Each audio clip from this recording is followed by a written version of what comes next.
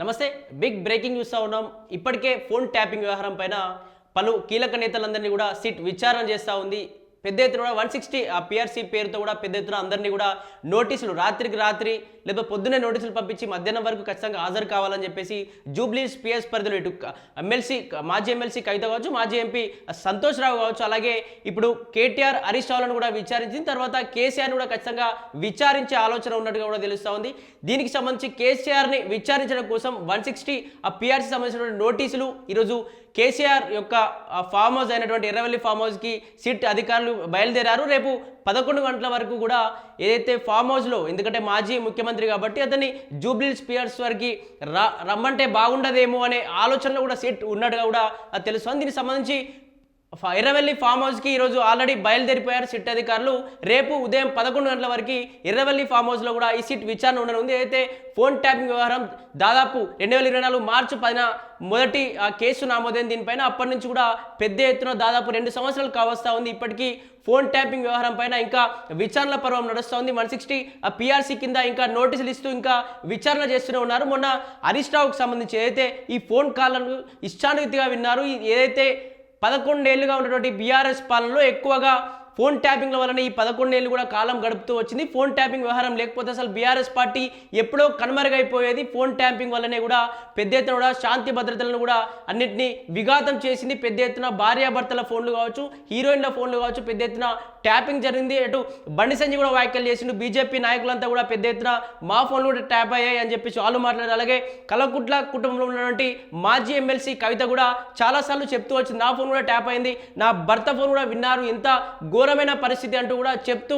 ఏడుస్తున్న పరిస్థితి. అసలు బీఆర్ఎస్ పార్టీలో చాలా కుంభకోణాలు కూడా జరినాయని చెప్పేసి కూడా పెద్ద ఎత్తున గలం విప్పుతూ వస్తూ ఉన్న పరిస్థితి. దీనికి సంబంధించి ఫోన్ ట్యాపింగ్లు అయ్యాయి. కావాలనే బీఆర్ఎస్ నాయకులంతా ప్రభుత్వంలో ఉన్నప్పుడు పోలీస్ అధికారులందరితో కూడా, పోలీస్ అధికారులు కావచ్చు, అంతా సిట్ అధికారులందరితో కూడా కుమ్మక్క అయిపోయి కావాలనే ఫోన్ ట్యాపింగ్ చేయించారు. వీళ్ళందరూ పోలీస్ అధికారులు కూడా ఖచ్చితంగా వీటిపై మాట్లాడాల్సిందే అని చెప్పేసి కూడా పెద్ద ఎత్తున కాంగ్రెస్ పార్టీ మాట్లాడుతూ వస్తుంది. అలాగే బీజేపీ కూడా దీనిపైన ఖచ్చితంగా ఫోన్ ట్యాపింగ్ వారిపైన రేవంత్ రెడ్డి ఖచ్చితంగా మాట్లాడాలి. ఖచ్చితంగా ఎవరైతే దీని వెనుక ఉన్నారో, ఇటు కేసీఆర్ కావచ్చు, హరీష్ రావు కావచ్చు, కేటీఆర్ కావచ్చు, కవిత ఉన్న ఎవరున్నా ఖచ్చితంగా వాళ్ళందరినీ జైల్లో పడేయాల్సిందే. ఫోన్ ట్యాపింగ్ అనేది రాజ్యాంగ వ్యతిరేకమైన పని కాబట్టి ఖచ్చితంగా వాళ్ళందరినీ శిక్షించాల్సిందే అని చెప్పేసి పెద్ద ఎత్తున కూడా బీజేపీ అధికారులు, బీజేపీ నాయకులందరూ కూడా చెప్తూ వస్తున్న పరిస్థితి. దీనికి సంబంధించి హరీష్ రావుని రాత్రి సిద్దిపేట నియోజకవర్గంలో ఉన్నటువంటి హరీష్ రావుని రాత్రికి 9 గంటలకే నోటీసులు ఇచ్చి రేపు పొద్దున్నే 11 గంటలకి మీరు జూబ్లీస్ పిఎస్ పరిధిలో సిట్ అధికారులకు ఖచ్చితంగా 160 పిఆర్సీ కింద నోటీస్ ఇచ్చి పొద్దున 11 గంటలకు ఖచ్చితంగా జూబ్లీస్ పిఎస్కి రావాల్సిందే. ఖచ్చితంగా దీనికి సంబంధించి మేము అడిగే ప్రతి ప్రశ్నకి సమాధానాలు చెప్పాల్సిందే అని చెప్పేసి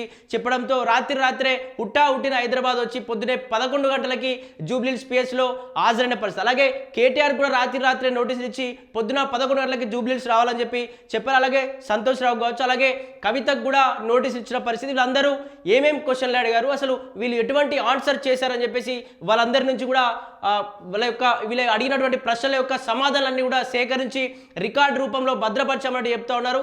అయితే హరీష్ రావు చెప్పినటువంటి సమాధానాలు ఏంటి, హరీష్ రావును ఏమడిగారు, హరీష్ రావు నుంచి వచ్చిన సమాధానాలు ఏంటి, వాటిని బట్టి కేటీఆర్ అడగడం, వీళ్ళిద్దరు చెప్పిన సమాధానం బట్టి కవిత సంతోష్ రావులను అడగడం చెప్పి దీనికి సంబంధించి చేయడం జరిగింది. అలాగే కవితను కూడా విచారించారు. కవితను విచారించిన తర్వాత కూడా కవిత కూడా షాకింగ్గా కొన్ని కామెంట్స్ కూడా చేరింది. కావాలని నిజంగానే బీఆర్ఎస్ హయాంలో ఫోన్ ట్యాపింగ్ జరిగింది, నా భర్త ఫోన్ కూడా ట్యాప్ చేశారు, ఖచ్చితంగా ఈ ఫోన్ ట్యాపింగ్లో ఎవరున్నా వదిలే ప్రసక్తే లేదు, దీనికి సంబంధించి కొన్ని గుంటనక్కలు ఉన్నాయి, వీటందరినీ కూడా ఖచ్చితంగా ఏరి పారేయాలి అంటూ కూడా పెద్ద ఎత్తున హాట్ కామెంట్ చేస్తూ వచ్చింది. కేసీఆరే కాబట్టి దీనికి సంబంధించి అతను వెనుక లేని వీళ్ళు ఏం చేసేవాళ్ళు కాదు కాబట్టి ఇతనే బడా తల, ఇతన్ని కూడా విచారించాల్సిందే అని చెప్పేసి ఇటు కాంగ్రెస్ పార్టీ కావచ్చు, బీజేపీ పెద్ద ఎత్తున మంకు పట్టు కూడా పడతా ఉన్న పరిస్థితి. ఖచ్చితంగా కేసీఆర్ కూడా విచారించాల్సిందే. ఎందుకు అంటే పెద్ద ఎత్తున ఫోన్ ట్యాపింగ్ చిన్న వ్యవహారం కాదు, రాజ్యాంగ వ్యతిరేకమైన పని కాబట్టి ఖచ్చితంగా 160 సిఆర్పిసి కింద ఖచ్చితంగా ఇతనికి కూడా నోటీసులు ఇవ్వాల్సిందే, విచారణకు పిలవాలి, నిజంగా ఎవరైతే దోషులున్నారో వాళ్ళందరినీ శిక్షించాలి అని చెప్పేసి కూడా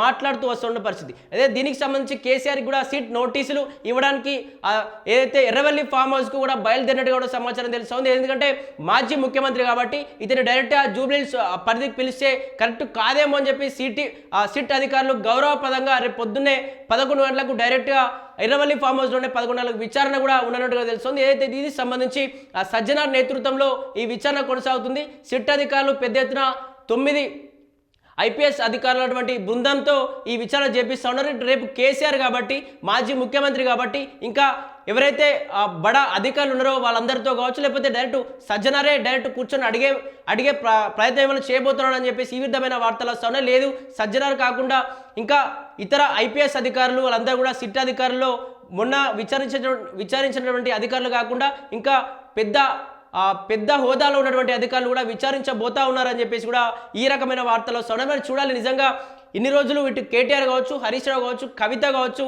అలాగే సంతోష్ రావు కావచ్చు, వీళ్ళందరూ విచారణకు హాజరై వాళ్ళని ఎటువంటి క్వశ్చన్స్ వేసిరు, ఆ వేసినటువంటి క్వశ్చన్స్ వీళ్ళు భద్రపరచామని చెప్తా ఉన్నారు. వాళ్ళ నుంచి అడిగినటువంటి క్వశ్చన్, వాళ్ళ నుంచి వచ్చినటువంటి సమాధానాలు వెంటనే రేపు కేసీఆర్ను విచారించిన తర్వాత కేసీఆర్ అసలు ఏం మాట్లాడబోతా ఉన్నాడు అని చెప్పేసి సర్వత్రా తెలంగాణ వ్యాప్తంగా ఆసక్తి నెలకొంది. ఎందుకంటే ఈ 2 సంవత్సరాల కాలం వ్యవధిలో చూస్తూ ఉంటే ఫోన్ ట్యాపింగ్ అంశం అనేది పెద్ద ఎత్తున ఒక కీలక పరిణామంగా, కీలక ఘట్టంగా కూడా చెప్పుకోవచ్చు. దీనికి సంబంధించి కాంగ్రెస్ పార్టీ ఖచ్చితంగా పట్టు వీడని విక్రమార్కుల్లా కూడా పెద్ద ఎత్తున ముందుకు సాగుతూ పోతా ఉంది. ఖచ్చితంగా ఫోన్ ట్యాపింగ్ వ్యవహారంలో ఉన్నటువంటి అందరినీ ఖచ్చితంగా అరెస్ట్ చేసి తీరుతాం, వీళ్ళందరినీ జైలు పాలు చేసి తీరుతాం. బీఆర్ఎస్ పార్టీ చాలా కుంభకోణాలు చేసింది. ఫోన్ ట్యాపింగ్ ఎవరి ఫోన్ కాల్స్ అయితే వినకూడదో వాళ్ళ ఫోన్ కాల్స్ విని వాళ్ళందరినీ కూడా టార్చర్ చేస్తూ వాళ్ళందరినీ ఇబ్బందులు పెడుతూ వచ్చింది. వ్యాపారవేత్తలు, బడా నేతలు, వ్యాపారవేత్తలు, బిజినెస్ మెన్స్ అందరినీ కూడా పెద్ద ఎత్తున ఫోన్ ట్యాపింగ్ చేస్తూ వాళ్ళందరినీ భయాందోళనకు, బెదిరింపులకు గురి చేసింది. కాబట్టి వీళ్ళందరినీ ఖచ్చితంగా జైల్లో వేసి తీరుతామని చెప్పేసి కాంగ్రెస్ పార్టీ చెప్తూ వస్తుంది. అలాగే దీనికి సంబంధించి ధీటుగా కూడా కాంగ్రెస్ పార్టీ కావాలని ఎవరెవరైతే బీఆర్ఎస్ పార్టీ పక్షాన నిలబడి ఎవరెవరైతే కాంగ్రెస్ పార్టీ చేసినటువంటి అన్యాయాన్ని కావచ్చు, ప్రజలకు చేసినటువంటి ఇబ్బందులను కావచ్చు ప్రశ్నిస్తూ ఉందో వాళ్ళని కావాలని అరెస్ట్ చేసి జైలులో బంధించడం కోసం, గొంతు నొక్కడం కోసం ఇటువంటి ప్రయత్నాలు చేస్తుంది. మీరు ఎన్ని ప్రయత్నాలు చేసినా ఇది ఒక సీట్ విచారణ చాలా చిన్న విషయంగా చూస్తూ ఉన్నాం. మీరు ఎన్ని ఇటువంటి ఇబ్బందులకు గురి చేసినా మా ప్రశ్నించే తత్వం మాత్రం వారదు. ఎప్పుడు బీఆర్ఎస్ పార్టీ ప్రజల పక్షాన్నే పోరాడింది. తెలంగాణ తేవడంలో కీలకంగా వ్యవహరించిన పార్టీ బీఆర్ఎస్ పార్టీ కాబట్టి కేసీఆర్ చెప్పిన విధంగా పెద్ద ఎత్తున ప్రజలను ఉంటాం, ప్రజల కోసమే పోరాటం చేస్తాం. మీరు ఎన్ని జైల్లో బంధించినా, ఎన్ని కేసులు పెట్టినా భయపడే ప్రసక్తి లేదు.